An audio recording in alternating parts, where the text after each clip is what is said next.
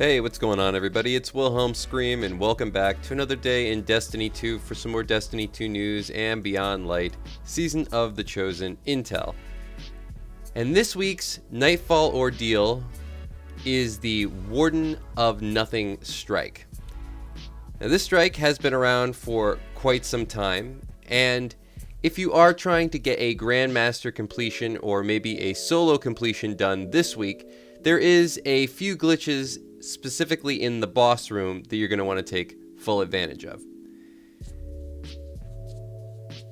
So as you can see, this is the first spot I want to talk about today. This is a spot sort of generally right as you're entering the final boss room or platform. You can actually hide up on the left side of the map here right before you actually drop down into the starting zone. Now the boss won't actually spawn until you wipe out all the ads that are actually initially in that room. So do that first before going to any of the spots that we will discuss, but even that one.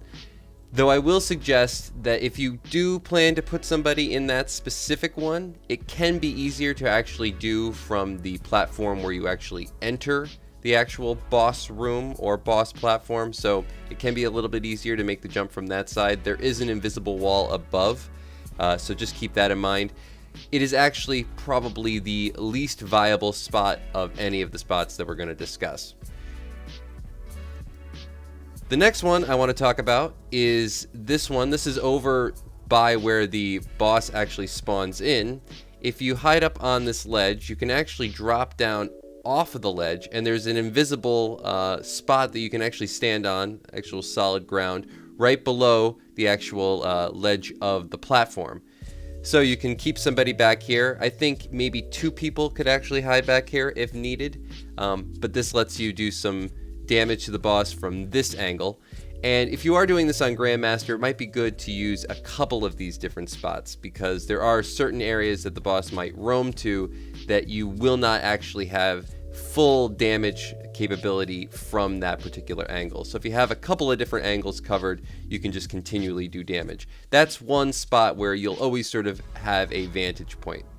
The next one is probably the best spot, and it's made easier now, is this spot where you can actually get outside of the map through that particular hole on the left side of the room as you enter.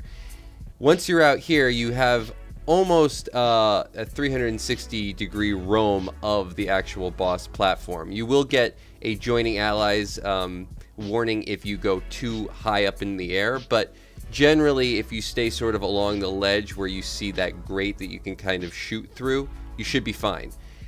The boss will actually, if you have all 3 people outside of the map on this side, sort of drift over to that side of the map, and you can just continually do damage to him. But you can also shift back and forth along the edge of the outside of the room so that you can actually find better spots if he does happen to go to a different area. So like I said, this gives you almost a 360-degree rotation of that room. You just have to make sure that you stay low enough, otherwise you will get adjoining allies and you'll end up back in the boss room. That can be helpful maybe at some points if you need to get a revive, if there is somebody in that room. But in general, it's probably the easiest spot.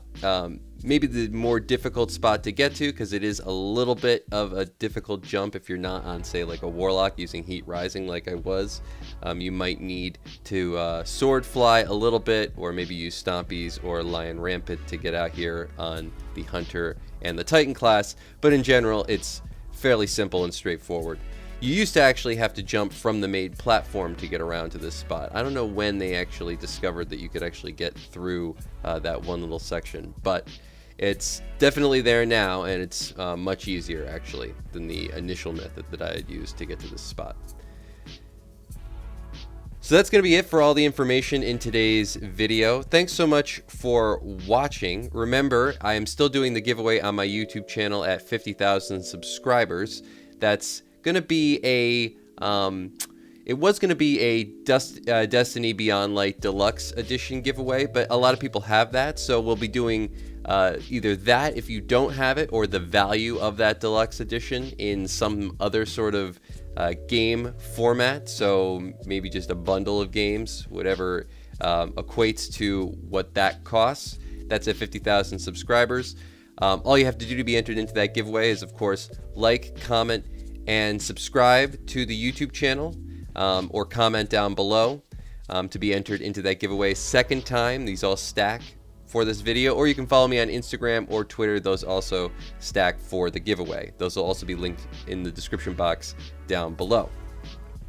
If you have watched to this point of the video, leave a hashtag Warden of Nothing, or a hashtag Beyond Light, or a hashtag Season of the Chosen down below to let me know that you made it this far. As always, I am Wilhelm Scream. Of course, we will see you next time.